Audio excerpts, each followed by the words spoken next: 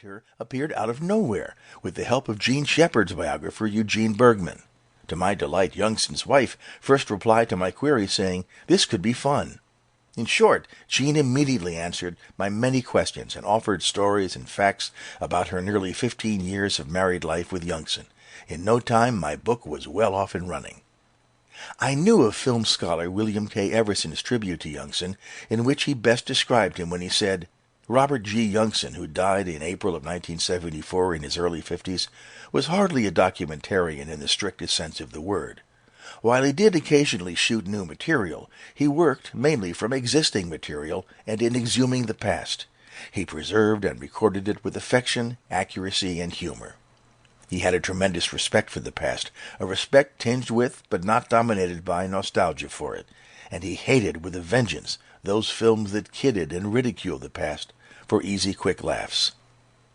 The world that producer-writer Youngson sought to celebrate in 7 of the 8 compilations all share one thing, and that is their insistent celebration of the silent film comedies and the comedians of 1920s.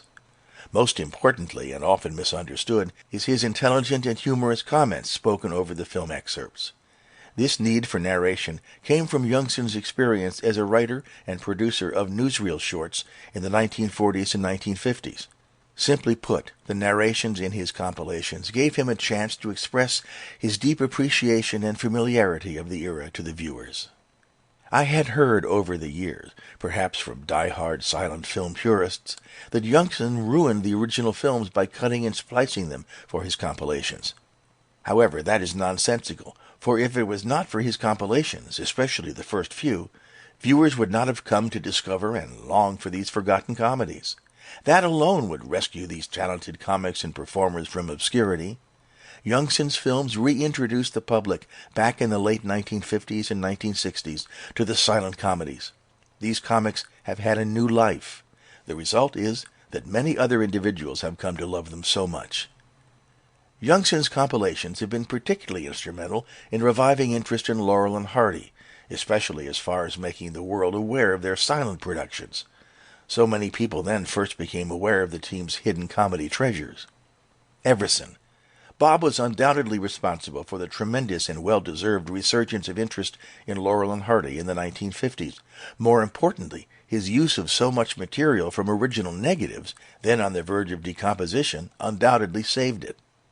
The same can be said for so much of the great newsreel footage that he unearthed, much of which is amazing for its pictorial style and beauty as much as for its content. Once unearthed by Bob, it soon became absorbed into many standard libraries, anthologies, and TV documentaries. Even if his own use of it had been less than expert than it was, his salvaging of it would have been a major contribution. Although none of Youngson's compilations received awards, he did deserve recognition for at least one of his first 3 compilations. Earlier, 2 of his many short subjects garnered Academy Awards, as well as being nominated for 3 others. His skill developed with his work as a newsreel writer, the latter job acting as his training ground. Here I have steered clear of discussing this part of Youngson's career in detail because it is esoteric, as well as the fact that those productions are not accessible to all but the film scholar, seeing them in an archival center. I am grateful to Youngson for finding and bringing to his compilations so many memorable scenes. Just a brief sampling of a few of my favorite selections from the first 3 films reveal his fine ability at sifting through literally thousands of films from that period to find some of the best silent comedy scenes ever made.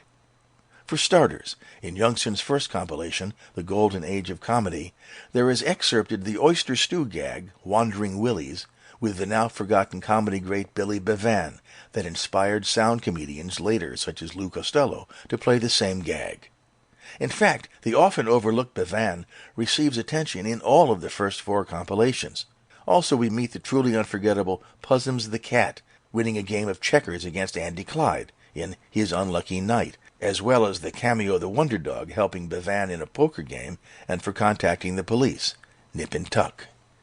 In Youngson's second compilation, When Comedy Was King, there are some fine moments of survival for the lovers Fatty Arbuckle and Mabel Normand, Fatty and Mabel Adrift, and of course the famous Phantom Kiss.